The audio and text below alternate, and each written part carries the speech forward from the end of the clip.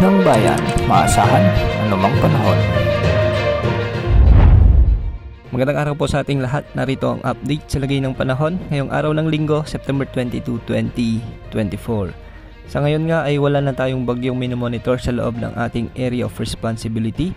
Wala rin tayong minomonitor na bagong sama ng panahon na posibleng pumasok sa ating PAR sa loob ng 3 hanggang 5 araw. Ngunit mapapansin natin na may mga kaulapan pa rin sa bahagi ng West Philippine Sea.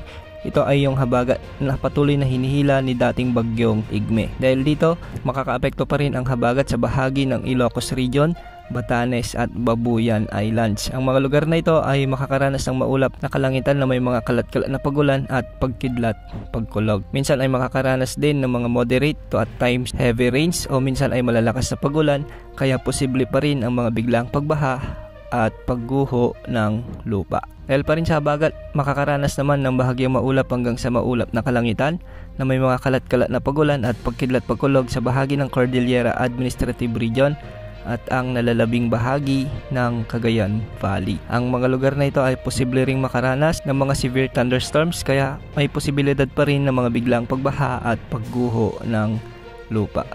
Samantala, localized thunderstorms naman ang aasahan sa halos natitirang bahagi ng ating bansa ngayong araw. Dahil nga sa localized thunderstorms, asahan ang minsan maulap na kalangitan na kung minsan ay may mga kalat-kalat na pag-ulan sa bahagi naman ng Central Luzon, sa may Calabarzon, Mimaropa at Bicol Region, kasama na ang Metro Manila. Samantala sa Visayas ay asahan din ang pag-iral ng localized thunderstorms lalo na pagsapit ng hapon at gabi. May mga kalakasang pag-ulan ang aasahan sa bahagi ng Cebu Province, sa may Western Visayas at Negros Island Region. Samantalang sa Eastern Visayas naman ay asahan ang minsay maulap na kalangitan at mga kalat-kalat na pag-ulan, lalo na pagsapit ng hapon at gabi.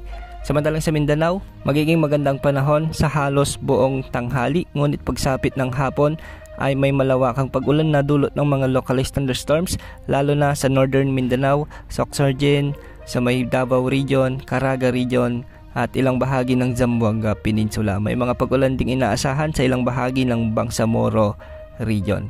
Hindi pa rin inaalis ang posibilidad ng mga biglang pagbaha at pagguho ng lupa, lalo na kung may mga umiiral na severe thunderstorms. Samantala, ayon sa mga wind outlook or wind models na ginagamit natin ay posibleng umiral na ang mahinang amihan o ang northeasterly wind flow sa katapusan ng buwan na ito o sa unang linggo ng Oktubre. Ito na yung nagbabadyang transition kung saan papasok na tayo sa taglamig o amihan season. Sa mga susunod na linggo ay posible na ring ideklara ng pag-asa ang pagtatapos ng habagat o southwest monsoon sa ating bansa. Yan ang update sa lagay ng panahon. Ito pong weather update ng bayan, maasahan anumang panahon.